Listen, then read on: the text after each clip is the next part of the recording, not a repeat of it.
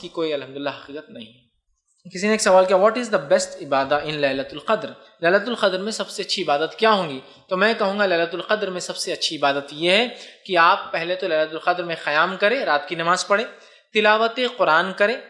ذکر کرے، اور ایسی دعائیں کرے جو اس میں خاص طور سے ثابت ہے، جیسا کہ وہ ایک دعا اللہم انک عفو تحب العفو فاعف عنی یا فاعف عنا، اگر جماعت میں کر رہے ہیں مطلب بہت سے لوگ، تو اے اللہ تو جو ہے معاف کرنے والا ہے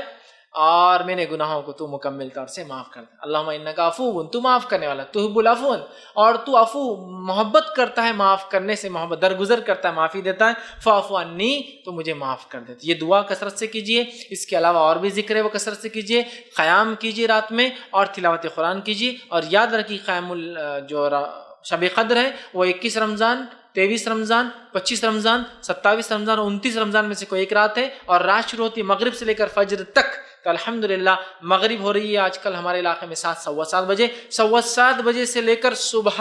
فجر تک تقریباً 4:30 بجے تک لیلۃ القدر ہے۔ اس قدر کا فائدہ ہے کہ 1000 مہینوں سے افضل ہے، تو لہٰذا قیام کیجیے۔ اب پورے وقت تو قیام نہیں ہو سکتا، تلاوت کیجیے بیٹھ کر، پورے وقت بھی تلاوت تھوڑا مشکل ہوتی ہے، انسان کو اکتاہٹ آتی ہے کبھی، ذکر کیجیے، پورا بھی ذکر نہیں ہو سکتا، دعائیں کی ترتیب بنا لیجیے آپ، مغرب ہو گئی، عشاء کے بعد قیام اللیل یا پھر عشاء کے بعد تلاوت قرآن، پھر رات کے ایک حصے میں چونکہ آخری حصے میں افضل ہے قیام اللیل کیجیے، پھر اس کے بعد آپ قیام اللیل ہونے کے بعد اگر کچھ اور زیادہ نفل پڑھنا پڑھ لیجیے، اس کے بعد آپ ذکر و اذکار کیجیے، خوب گڑ گڑا کے آخری پہر میں چونکہ اللہ تعالیٰ مغفرت بھی کرتا ہے، معاف کرتا ہے ہر روز، تو آخری پہر سحر سے پہلے خوب دعائیں کیجیے، اور پھر اپنی وتر کی نماز پڑھ کر آپ سحر کر لیجیے، پھر تاکہ پوری رات عبادت میں ہوگی آپ کی۔ تو یہ بیسٹ میں کہوں گا یہ طریقہ ہو سکتا ہے، قیام،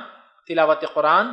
دعائیں، ذکر و اذکار، اور وہی خاص دعا جو آپ نے بتائی جو خاص شب قدر ہے اس کو بھی کیجیے، اور خوب دعائیں کیجیے مغفرت کی، اور خوب دعائیں کیجیے جنت کے طلب کرنے کی۔ جی